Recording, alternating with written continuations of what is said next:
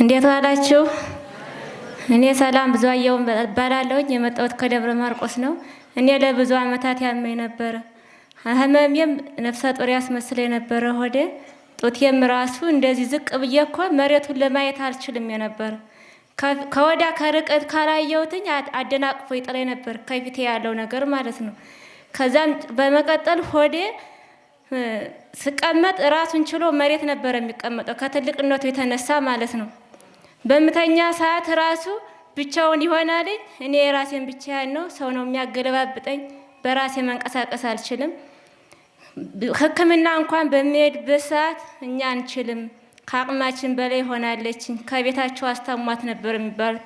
ቤተሰቦቼ እንኳን ተስፋ ቆርጠው ሁሉም ነገር ለማድረግ ሲጨርሱ አይ እንግዲህ እኛ አንቺ ሞተሽ አፈር የምናለብስበት ቀን ብቻ የናፈቀኝ ነበር የሚሉኝ ማለት ነው። ዶክተሮች ተስፋ አስቆርጠውኝ እያለ እነሱ ደግሞ ተስፋ ሲያስቆርጡኝ የመጨረሻ በቃ እኔም ተስፋ ቆርጬ አዝኜ መቼ ይሆን ጌታ ሆይ እኔ የምሞተው? እንዴት ልስ እንደምትገለኝ የኔ ጌታ፣ እኔ እንደ ጓደኞቼ ሆኜ ማየት ፈልግ ነበር። ግን በእግዚአብሔር ቸርነት እኔ ሁሉም ነገር ተገጽጾልኝ እዚህ ስመጣ በወደታች የሰውነቴ ውፍረቴ ራሱ በጣም ወፍራም ነበርኩኝ። ራሴ መንቀሳቀስ እንኳን አልችልም። ልብስ እንኳን ማለት ነው በውቅ ነው እንጂ የሚሰፋልኝ አይኔ ያየው መልበስ አልችልም የነበረ። ለምን? ከሆዴ በጣም ትልቅነት ስለነበረ ማለት ነው። ግን እዚህ መጥቼ ወደታች የሆዴ ብጠት ወደታች ሰውነቴ እከክ በሙሉ እሺ እየወረደ ከዛ እንደዛ ሆኖ ወጣልኝ። ከሆዴ 1 ሜትር ይሆናልኝ የበጋ አንጀት የወፍራሙ እስከነ ፈርሱ ድረስ ነው ወጥቶ የወደቀልኝ። ከዛ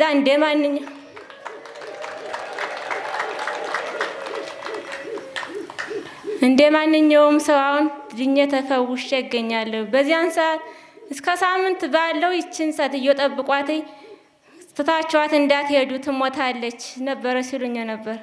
ግን እንደዚያም ሆኖ በተራ ሽንት ቤት ሲሄዱ እንኳን በተራ ነበር የሚሄዱት፣ እኔን ትተው ያለ መሄድ ማለት ነው። ግን መጨረሻ ላይ አይ እኔ ተስፋ ቆርጫለሁ እህቴ፣ አንቺን በማስታመም እኔም ስራ ያቀረብኝ ትሞቻለሽ ብዬ ሳይም አልሞትሽም፣ ግን ይናፍቀኛል የምትሞችበት ቀን ሲሉኝ መጨረሻ ላይ የ5 አመት ህፃን ትሆናለችና ሰላም የአባን ላሳይሽ ምናምን ስትለኝ እሺ አልኳት። ውሃ እንኳን በማንኪያ ነበረ ባፌ የሚያደርጉልኝ። ምግብ መብላት አልችልም፣ ውሃ ብቻ ጠብ ያደርጉልኛል በማንኪያ ማለት ነው። ግን በዚያን ሰዓት የአባን መዝሙር ስታሳየኝ የምትሄዱ ሁሉ ወደ ኢየሩሳሌም የሚል ነበረ መጀመሪያ ላይ ያየሁት መዝሙር ማለት ነው። ግን ራሴ ተነስቼ ተቀመጥኩ በዚያን ሰዓት ማለት ነው።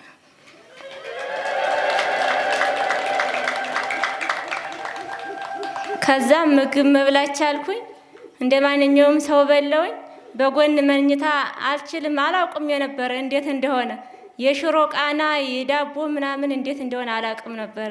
ግን እዚህ ከመጣውኝ በጎን የመተኛት ቻልኩኝ፣ ሽሮ እንዴት እንደሆነ መብላት ቻልኩኝ፣ ሁሉ ነገር መመገብ ቻልኩኝ እዚህ ከመጣው ነው። እናቴም ራሱ እንደዚህ ታማ ጸጉሯ አንድ ጸጉር የለባት ነው፣ የፊቷና የራሷ አንድ ነበረ ጸጉር ስለሌላት ማለት ነው። ሁልጊዜም ትጮሃለች፣ ታለቅሳለች። ግን እዚህ በእኔ ምክንያት መጣ 1 ሳምንት ቅባ ቅዱስ በጆሮዋ በማስገባት ብቻ ተፈውሳ ደና ወደ ቤቷ ትገኝልኛለች። አሁን እንደ አዲስ ጸጉሯ በቅሎ አዲስ ህይወት እየኖረች ትገኝልኛለች። ለኔ የደረሰ አምላክ እናንተም ድረስለት። እንዲሁም ደግሞ የድህነት መንፈስ ነበረብን። የምንበለው የምንጠጣው የምንለብሰው ነገር የለንም ነበር። ወንድሞቼ እኔ ታላላቆቼ ወንድሞቼ ሰው ቤት እየገቡ ከብት በመጠበቅ ሁሉ ነገር በማድረግ ነበር። የኔ ታላቅ ሰው ቤት መግባት አይችልም። ግን እነሱ እዛ ሰው ቤት ሄደው ምግብ ሲበሉ እኛ ድፍት ብለን ነበር የምናድረው። የኔ ታላቅ ግን ሰው ቤት መግባት ስለማይችል የቆሎ ተማሪ መስሎ በማያውቀው ሰፈር እየሄደ እየለመነ ለእናቴ የመግባት ነበር። እኔ ደግሞ የኔ ታናሾችን ይዤ ልክ እንደ ውሻ በየቤቱ እየሄድኩኝ ነበረ ጠዋት ላይ በር የምቆመው በየሰው በር ማለት ነው።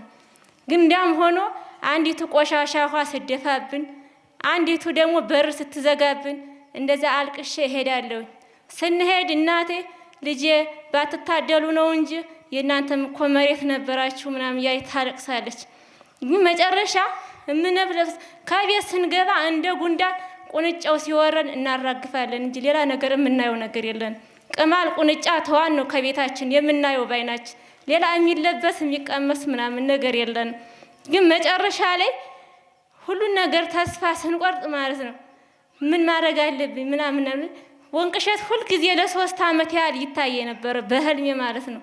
ጌታ ሆይ መቼ ይሆን ይሄን ነገር የምታሳየኝ? ያን ይሄን ነገር ሳታሳይ እንዳትገለኝ ምናምን ብሎ ነበር። ግን እግዚአብሔር ይመስገን ድህነቱ ሁሉ ተቀርፎልኝ። በፊት የተደረገው ስሜ ደረቅ ነበር የምባለው።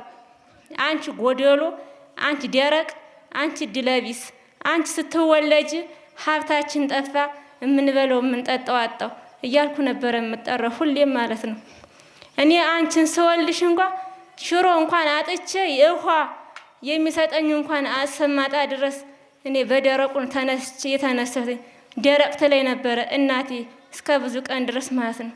እኔ እዚህ ስመጣ ነው ስሜ የተቀየረልኝ ወንቅሸትን በመድረገጤ ማለት ነው። እኔ በመወለዴ ሀብት ጠፋ፣ ወንቅሸት ስመጣ ደግሞ ሀብት ተገኘ። ከዛ ወንድሞቼ ከሰው ቤት ገብተው እዚያ እንኳን ሲኖሩ ማለት ነው ሌላ ድስት ተቀይሮላቸው የጤፍ ዱቄት ሽሮ እየሰሩ ይሰጧቸው ነበር። ግን ያ ሲመራቸው ጎዳንስት ሆኑ። ጎዳንስት ሲሆኑ በቃ እናቴ በጣም አዘነች።